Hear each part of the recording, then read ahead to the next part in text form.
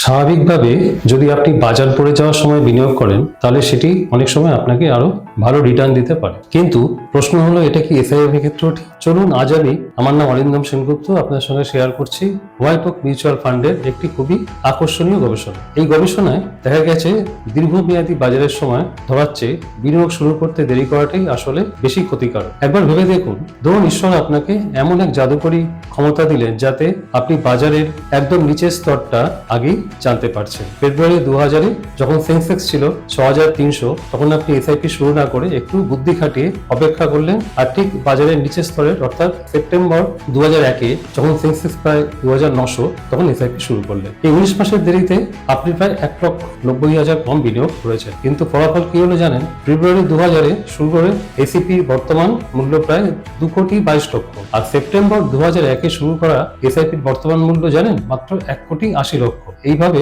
2008 সালের আর্থিক সংকটের সময় যদি আপনি জানুয়ারি 2008-এ এসআইপি শুরু না করে বরং বাজারের নিচের স্তরে মার্চ 2009-এ যখন সেন্সেক্স ছিল প্রায় 10,000 শুরু করতেন, তাহলে কি হতো?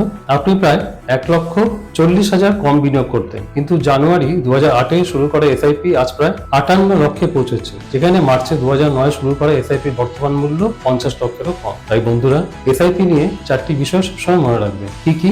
আগে শুরু করুন, নিয়মিত বিনিয়োগের শৃঙ্খলা বজায় রাখুন, দীর্ঘমেয়াদে বিনিয়োগ ধরে রাখুন, এবং কোন তারিখে কত ঘন ঘন বা বাজারের কোন পর্যায়ে বিনিয়োগ করছেন সেটা নিয়ে বেশি মাথা ঘামাবেন না। ধন্যবাদ, ভালো থাকবেন, নমস্কার। Fund investments are subject to market risk. Read all scheme-related documents carefully.